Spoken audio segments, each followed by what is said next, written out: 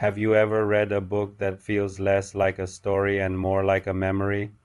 A book that captures the fleeting moments, the unspoken thoughts, and the quiet shifts that make up a life? Today, we're diving into one of the cornerstones of modern literature, Virginia Woolf's To the Lighthouse. Get ready to explore a world where time bends and the inner lives of characters are laid bare.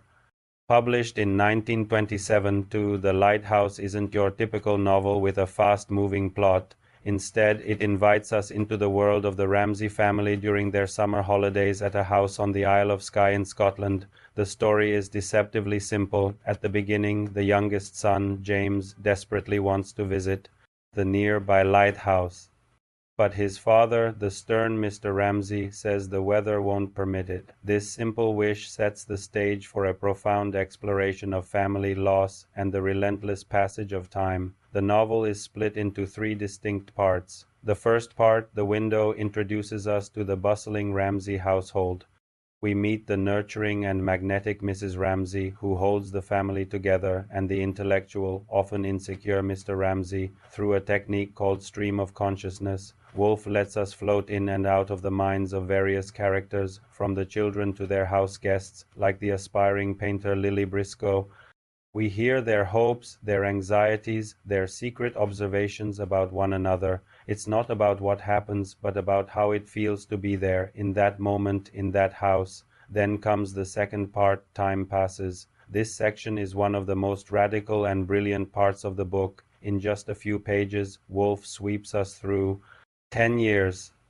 World War I breaks out, characters we've come to know pass away, and the summer house falls into disrepair. Time itself becomes the main character, relentlessly moving forward, indifferent to human joy or sorrow. The house, once full of life, becomes empty and silent, a powerful symbol of decay and loss. This section is a masterclass in showing, not telling, the devastating impact of time and change. It's a reminder that life moves on, whether we are ready for it or not. Finally, in the third part, The Lighthouse, some of the surviving characters return to the summer home. A decade later, Mr. Ramsay decides to finally make the trip to the lighthouse with his now teenage children, James and Cam. Meanwhile, the painter Lily Briscoe, who was a guest all those years ago, returns to the lawn to finish a painting she started. As the boat makes its way across the water, and as Lily struggles to capture her vision on canvas, the past and present merge. The characters grapple with their memories of Mrs. Ramsay and the people they've become. So why is To the Lighthouse such a big deal? It's a perfect example of literary modernism. Woolf threw out the rulebook. Instead of a linear story, she gave us a novel structured around consciousness and memory. She was more interested in the inner reality of her characters, their perceptions, their feelings, their constant stream of thoughts than in external events. The book explores huge themes. It questions the nature of time, asking if moments can be preserved through memory or art. It examines family dynamics, the different ways men and women experience the world, and the difficult search for personal identity.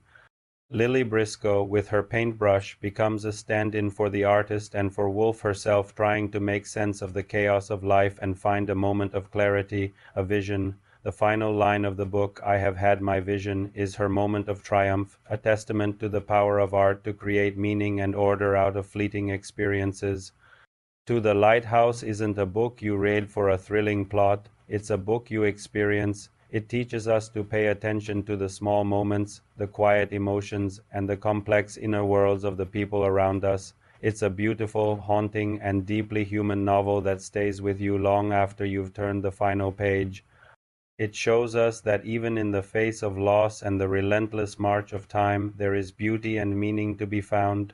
What do you think? Have you read To the Lighthouse or any other of Woolf's works? Let me know in the comments below. Thanks for watching, and if you enjoyed this deep dive into literary modernism, don't forget to like, subscribe, and hit that notification bell for more. See you next time.